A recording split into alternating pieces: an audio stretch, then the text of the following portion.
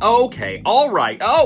Okay. Now, I am on record on multiple occasions of saying that I don't really like vampire books. They're just not for me. But Bury Our Bones in the Midnight Soil by V.E. Schwab has proven to me that perchance, I just hadn't read the right one yet. Because I loved this. Oh my god. Let me give you the quick rundown, no spoilers. This book follows 3 vampiric ladies in different time periods. We've got Maria in 1532. She is tired of being treated badly by everyone. She wants to be free. We've got Charlotte. She is dealing with the fact that she has feelings for other women. And the people of 1827 London just aren't vibing with that. And we've got Alice, who in 2019 moves halfway across the world to Boston to start a new life, only to run into some problems. Vampire problems, obviously. And throughout the story, we see how these 3 women are connected by vampiric consequences. First of all, the writing and prose of this book are stunningly beautiful. I have been a longtime fan of V.E. Schwab, and generally I have their books read on the day of release. But Bury Our Bones in the Midnight Soil is a book that I dramatically slowed down my reading pace because I wanted to savor every chapter, page, and sentence. Because though it is structured as prose, it feels like reading poetry. Every single character in this book is an incredibly flawed human, and as such, they are very relatable. This book is dealing with a lot of aspects of the human experience, which is of course ironic because most of the main cast is not human.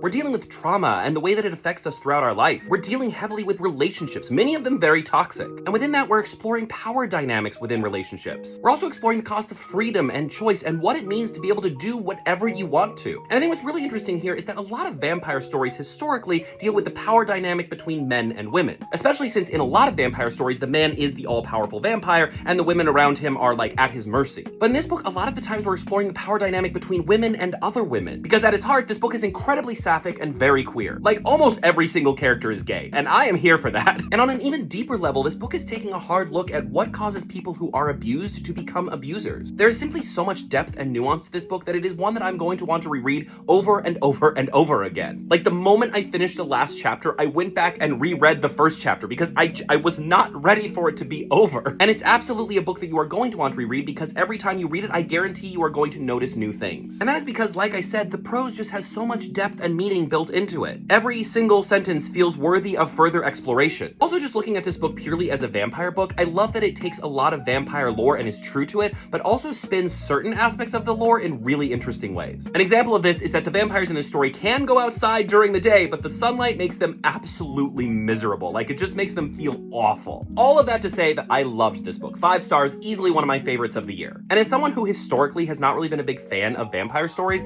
I loved this so much that it makes me want to go out and find more. Bury Our Bones in the Midnight Soil is excellent, and I cannot recommend it highly enough. As with any vampire story, I do recommend checking your trigger warnings, but this one is incredible. I think I might need to do like a full annotation of this book. And you know what? I think I might need to go start doing that right now, so I'll see you later.